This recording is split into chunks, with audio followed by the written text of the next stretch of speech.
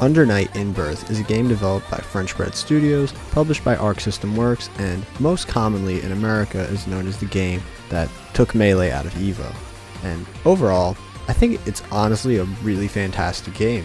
Under Night was one of the first fighting games I actually really got into that wasn't just a Capcom game, because obviously Capcom's what most people get into at the start because Street Fighter's so popular. My experience playing this game totally opened up this whole other world of fighting games that I didn't really know existed.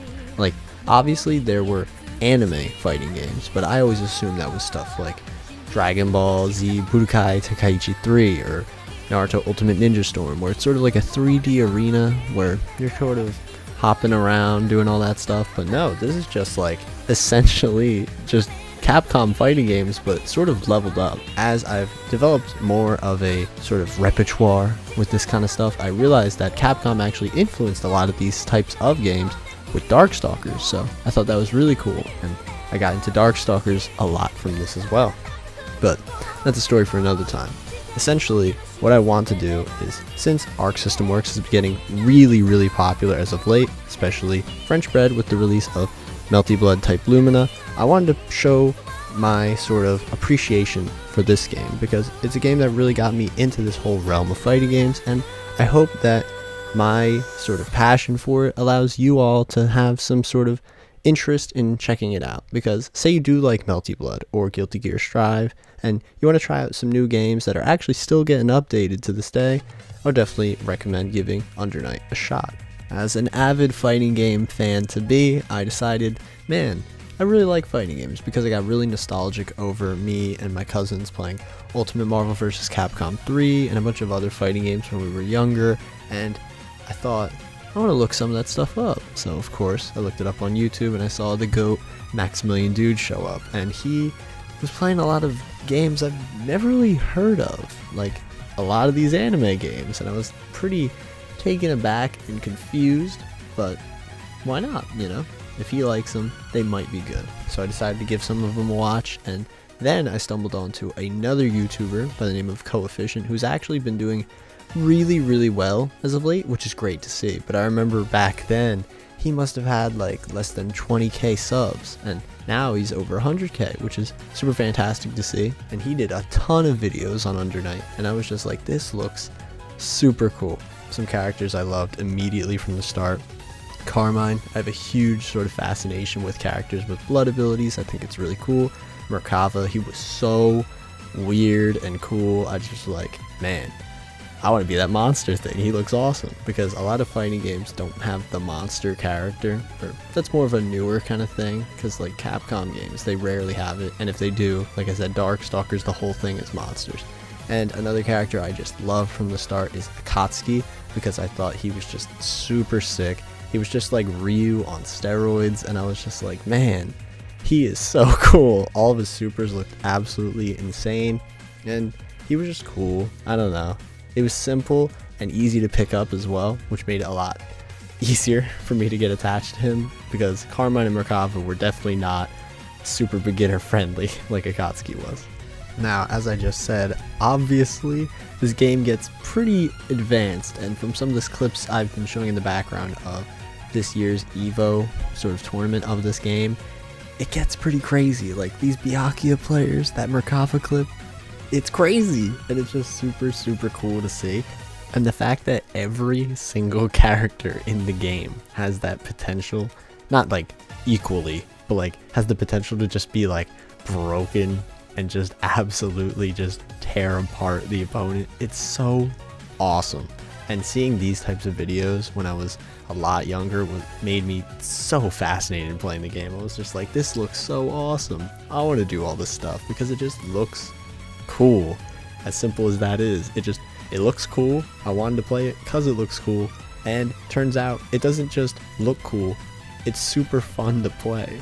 Now, I wouldn't even say I'm anywhere near good at this game. I'd say I'm decent at best, because some people, like I said, those clips are insane, and that is just so awesome, and I would love to do that, but I cannot. You could probably tell from some of the clips that I've recorded myself versus some of the EVO clips, there's a significant skill gap, and the skill ceiling is so cool to see, because this game, with every update, they've given each character more and more moves, almost like Tekken in a way, where the older characters just get more stuff to do and the new characters just have so much stuff they can do. It's so satisfying. And now, because of that, I want to talk about the updates that this game has had, and specifically in regards to the brokenness of characters, because when this game first came out in arcades, it was a mess. Now, when thinking about old fighting games, you know there's kind of a trend where, unfortunately, there's like that one character that's like, oh, they have an infinite, that sucks. Under Night was developed in the 2010s, and literally every single character had an infinite. And it wasn't just an infinite that would like kill you, it was an infinite that would essentially just time you out, or it would go like 99 hit plus infinites that would just last the whole round, and it was insane. And especially since a lot of people weren't even able to play the game since it was only in arcades at this time, many people just were sort of in disbelief, like, but is this actually Melty Blood 2, the successor that it's supposed to be? And no, it was a whole new thing. And then when Uni-L came out, Under Night In-Birth EX Late, it was totally different. They totally reworked the entirety of the game itself to make sure that these infinites were not possible, and made sure each character was a lot more balanced, which made the game so much better for the actual experience. So you weren't just like one hit then you're dead, sort of like Marvel. There's so much going on the screen. That's something that's always said, you know, it's so overwhelming what's going on, and learning what's going on and actually understanding what's going on is so immensely satisfying to me. I just can't even explain.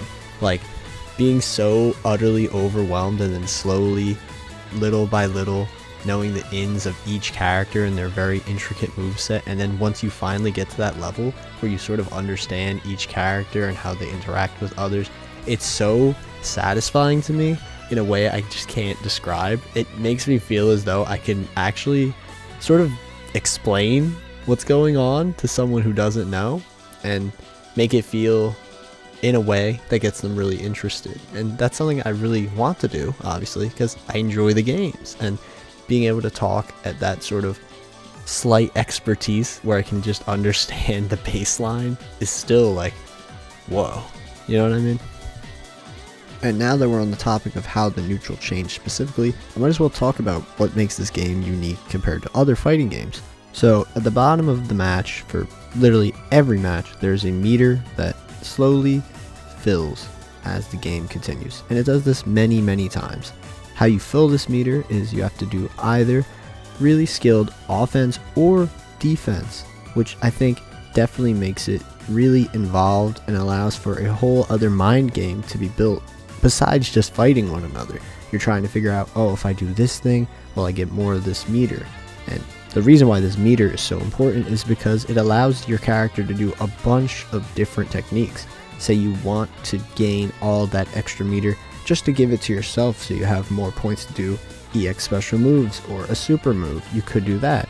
You could also do a veil off technique, which allows you to do infinite special moves for a limited amount of time. However, if you have more of these crystals, you're able to do a lot more of it. Or you could do a Vorpal technique, a really special attack specific to each character. And there's just a lot that comes from this sort of mind game of the grid meter, and I think it definitely adds a lot to just the game as a whole. Now, the thing I specifically left out, but you might have picked up on, is the fact that when the circle fills, sometimes the pink line next to someone's normal meter switches to the other person, depending if they had more of the crystals. And that goes to show that it also has the element of a sort of tug of war, where you don't know if you want to fully risk it and use it now, or save it for later when your opponent still doesn't have enough to do it.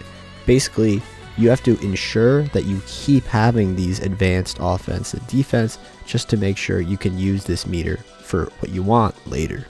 This meter wouldn't even be used by new players because they might not even know it's even a part of the game that's really integral. However, higher level players use it all the time, and I think that second level is really fascinating.